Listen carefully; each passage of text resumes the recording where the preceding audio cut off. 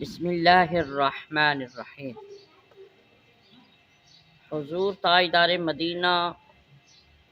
راحت قلب و سینہ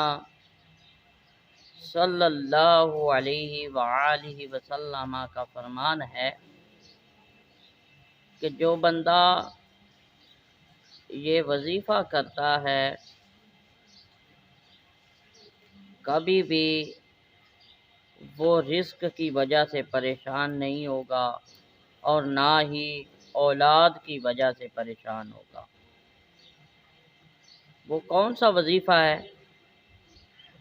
حضور تاجدار مدینہ راحت قلب و سینہ صلی اللہ علیہ وآلہ وسلم نے فرمایا کہ جو بندہ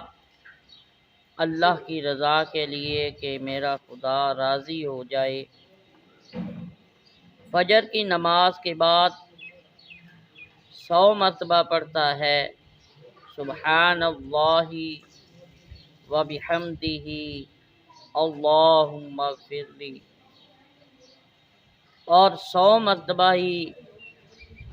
عصر کی نماز ادا کرنے کے بعد 100 مرتبہ پڑھتا ہے سبحان اللہ و بحمدہ اللہم اغفر لی، تو حضور تاجدار مدینہ صلی اللہ علیہ وآلہ وسلم نے ارشاد فرمایا کہ وہ بندہ جو یہ وظیفہ کرے گا سبحان اللہ و بحمدہ اللہم اغفر لی